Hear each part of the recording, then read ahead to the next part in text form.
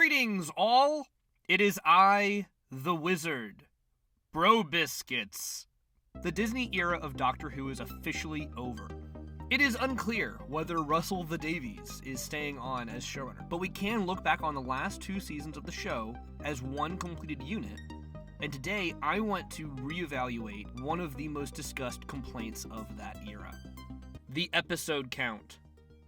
Seasons 1 through 7 each had 13 episodes with various specials and release models over time. Looking at you, Series 6 and 7. But in 2014, Series 8 released with only 12 episodes, including the Christmas special as part of the regular 13-episode count. 2018 brought a lot of changes for the show. The most important of these was obviously the episode count. Jodie Whittaker's first 2 seasons had 10 episodes, with the 3rd season, filmed during lockdown, only having 6. When RTD returned to the show in 2023, the episode count was reduced to only 8 episodes a season. People complained about this before the first season even released. On top of being shorter than nearly every previous season, the Doctor was also barely in 2 of the 8 episodes. Trying to get attached to a new Doctor when he's largely absent from a quarter of his first season is a difficult thing to do. Even after his 2nd season and watching all 19 of his episodes, it's hard for this Doctor to leave a huge impact on the show like previous incarnations have. But the real problem here isn't the episode count. We could have 6 episodes and still have a better season than this. This is a writing problem. The first season of RTD2 has a lot of clear homages to the first season of RTD1, 2005. The beginning of Space Babies and the beginning of the end of the world, the phone bit, Ruby, Rose, a lot of parallels. But watching these 2 seasons is night and day. One has budget and no depth, the other has depth and no budget. There is no conflict or development to 15 and Ruby's relationship.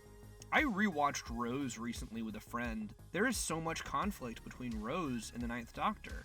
Just in their first episode, there is real tension there, and it makes them interesting to watch.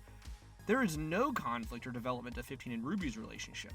They're best friends upon surviving the Goblin ship, and they're best friends in the Empire of Death. But they don't really change as characters. The episodes of Series 14 can be rearranged with no real change to the season as a whole.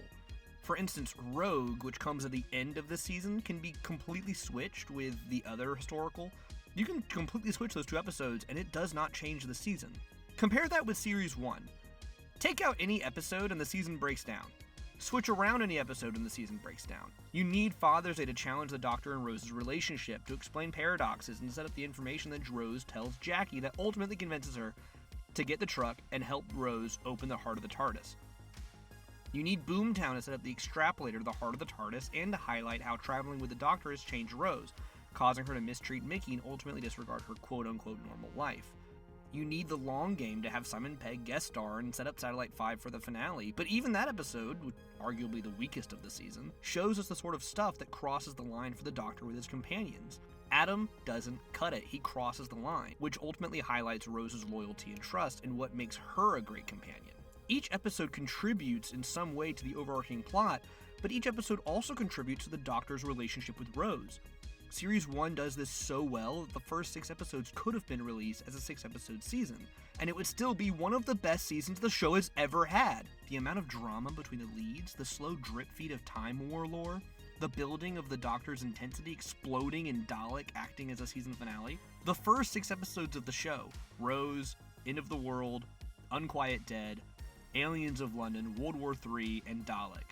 These 6 episodes do more character development and drama than Ncuti Gatwa's era did in 2 seasons. If you retrofitted the long game with a Christmas aesthetic, you could have released Series 1 as 2 6-episode seasons, and both would still be among New Who's best. Series 2 does something similar.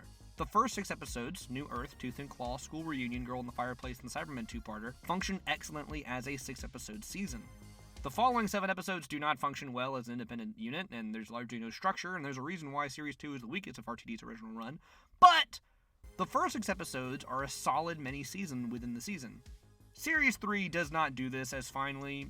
The Lazarus Experiment would be a lousy season finale to a decent 6-episode season, but the season is still structured well. Martha helps the Doctor promises her 1 trip. That trip turns into 1 trip to the past, then 1 to the future, they quickly pop over to New York. Then he tries to take her home, But by the end of the first 6 episodes, she stands her ground and insists on being treated as a full-time passenger, and the Doctor obliges. This allows the rest of the season to see Martha come into her own before her loyalty is truly tested in Human Nature Family of Blood, and then we get into the finale and everything beautifully crescendos. There is an arc, there is a structure to this season. You can't switch it around and move the episode order. Now, back to Ncuti Gatwa's 2 seasons. There isn't really a strong structure. Both seasons follow the same format. There's the opener, there's a battle against a god from the Pantheon of Discord, there's a tense episode, there's Ruby-centered subversive episode, an episode about race, there's not really anything tying Rogue with this interstellar song contest, and then we're at the 2-part finale. But how does Ruby's relationship to the Doctor grow stronger across their first season? By the Devil's Cord, she takes the lead on infiltrating the recording studio. By Boom, she's willing to get blown up to give the Doctor the counterweight. By Rogue, she and the Doctor are best friends. You can rearrange the episodes quite a bit without changing a whole lot. The lack of depth isn't a result of the low episode count. It's a result of RTD not trying to write the show with the same conflict and depth that he did in his first era. One of the biggest complaints of Series 15 is the characterization of Belinda. She went from the highlight of her first episode to being a reskin of Ruby by the back half of the season. She's also barely in Lucky Day, literally a different character in Wish World, and practically a different character in the Reality War. This might not be a huge deal if her characterization wasn't so strong in the Robot Revolution.